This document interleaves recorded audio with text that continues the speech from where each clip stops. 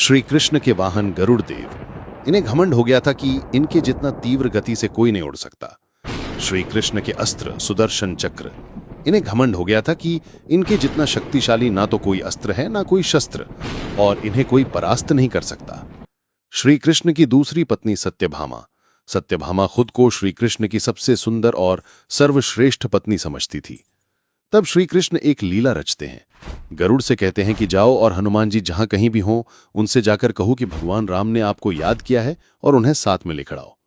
और सुदर्शन चक्र से कहते हैं कि तुम महल के द्वार पर पहरा दो और मेरी अनुमति के बिना किसी को अंदर मत आने देना, चाहे फिर वो कोई भी हो। गरुड़ देव हनुमान जी के पास पहुंचते हैं और कहते हैं कि भगवान श्री राम ने आपको द्वारका नगरी में मिलने के लिए बुलाया है। ये बात सुनते ही हनुमान जी एक छलांग में द्वारका पहुंच जाते हैं। द्वार पर उन्हें सुदर्शन चक्र मिलते हैं और कहते हैं, भगवान की आज्ञा के बिना मैं तुम्हें अंदर नहीं जाने दूंगा। हनुमान जी कहते हैं, प्रभु मेरी प्रतीक्षा कर रहे हैं, उनसे मिलने से मुझे कोई नहीं रोक सकता, और सुदर्शन चक्र को पकड़ के अपने मुख में रख लेते हैं।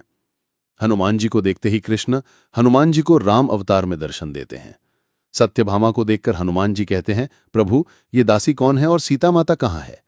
तभी वहां रुक्मिणी जी आती हैं और हनुमान उन्हें सीता मां पुकारकर चरण स्पर्श करते हैं। ये देखकर सत्यभामा चौंक जाती है। तभी गरुड़ देव वहां पहुंचते हैं और हनुमान जी उनसे पहले वहां पहुंच गए हैं, ये देखकर आश्चर्यचकित हो जाते हैं। तभी कृष्ण हनुमान से पूछते हैं कि हनुमान तुम्हें द्वार पर किसी ने रोका नहीं? हनुमान जी कहते, रोका था प्रभु, लेकिन आपसे मिलने को विलंब हो रहा था इसलिए मैंने उसे मुख में रख लिया। फिर हनुमान जी सुदर्शन चक्र को मुख से बाहर निकालते हैं।